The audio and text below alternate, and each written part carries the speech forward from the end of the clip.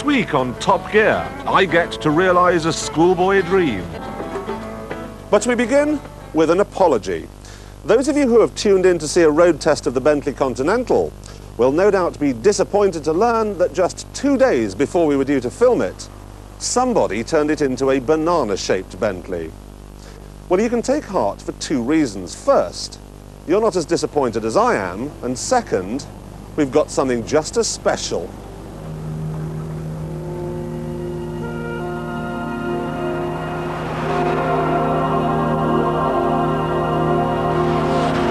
If I were to give you unlimited money, what car would you buy? Ferrari, no doubt about it. A red Ferrari.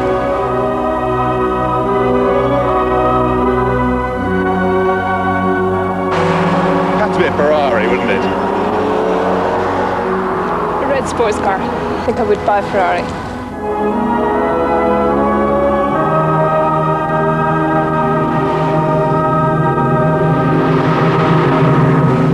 Had to be a Ferrari, wouldn't it?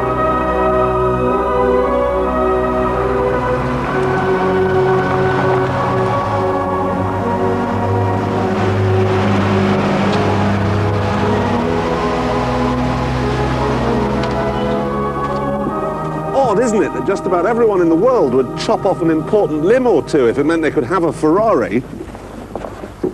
And yet the so-called experts, the people who write about cars like this in the motoring magazines, are forever telling us that you could never live with one on a day-to-day basis, that its fiery Latin temperament would be all too much after a while. Well, that may be the case with the F40, but what about the 348 here? It only costs a miserable £76,000. Surely you could live with one of these every day of the week.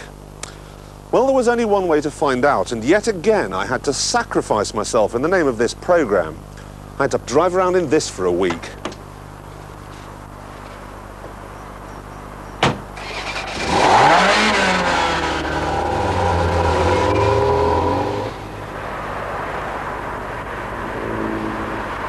A lot of people ask these days why on earth you would spend all the extra money to buy a Ferrari when for a whole lot less you could have something like a Nissan 300 ZX.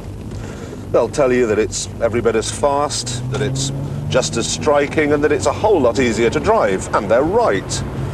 But a Nissan 300 is not a piece of motoring folklore.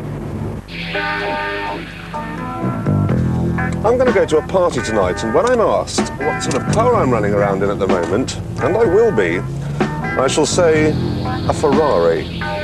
And I shall enjoy saying it almost as much as I enjoy driving it. Crazy Jenny and her mission man were back in the alley trading hands. Along came Wild Billy with his Frenchy man, all building up on Saturday night.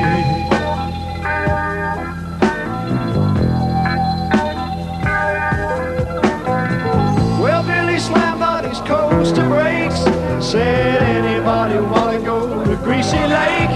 It's a mile out on the dark side of Route 88. I got a bottle of rosé, let's try it. It's time, and you've got to stick to parking By the time we made it out to Greasy Lake. No, it's a 3.4. You see, that's got a 3.4 litre, 3.2 litre V8 engine. It didn't have a catalytic converter. Now mine, it's got a catalytic converter. The old one, the old 328, that never had a catalytic converter, so it means I can be green and fast. And she kissed me just right like a woman in Japan.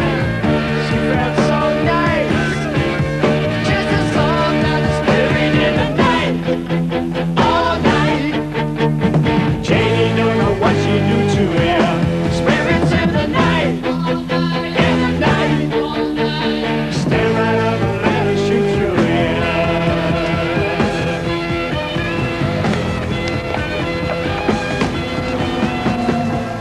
So the lady looks fine, but unfortunately you're unsuitably dressed. I thought a Ferrari was supposed to open doors. Didn't have much luck with that one.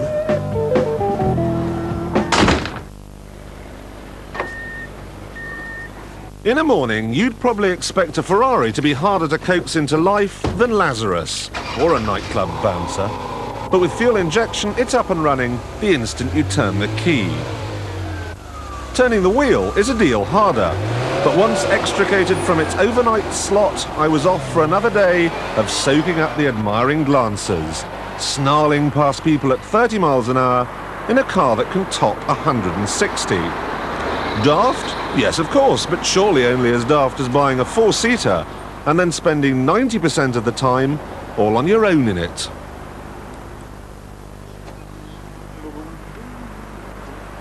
You could certainly never accuse the 348 of wasting space. Now, I fit just fine, but Yuletide foliage, well, that's another story.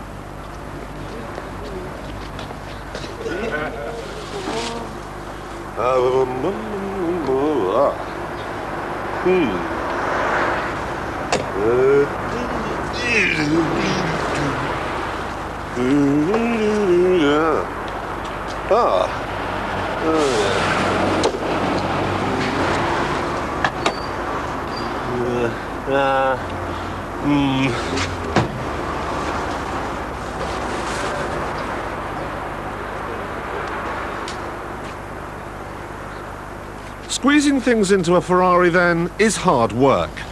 But squeezing the Ferrari through things is not as hard as you might imagine. The visibility's good, but from time to time, I did wish other drivers would give it a wider berth.